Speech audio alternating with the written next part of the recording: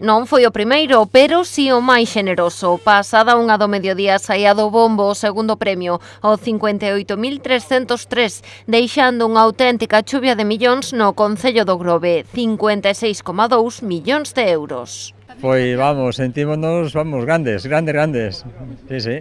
Moi ben, contentos, moi contentos de repartir esa cantidade, de repartirla aquí no pueblo e de volver dar un premio. Angélica Casal foi unha das agraciadas. Ela tiña 2 décimos deste segundo premio no seu poder, cada un deles premiado con 125.000 euros. No me emociono por el dinero, me emociono porque he tenido otros problemas que son más graves que el dinero. Que no se solucionan con el dinero. No, pero sí, 2 números me tocaron aquí.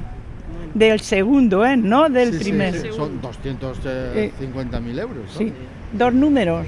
Dos décimos son 125, son 250.000 euros. ¿Me ha tocado? Sí, me han tocado, sí, pues mira. Es posible para pagar una hipoteca a un hijo que tengo. Os seus son 2 dos 450 décimos que foron vendidos pola Centola Dourada, esta administración da rúa Luis Seoane. Vendéronse en ventanilla entre os meses de xullo e setembro, polo que moitos foron mercados por turistas. Mi irmán ten unha axencia de viaxes, da cual ela, cando manda un grupo, non? Porque esta parece que é un grupo de Madrid, que viñeron ao Grove, mi irmán me chamoulle e fuño a vender o grupo ese e vendín ese número.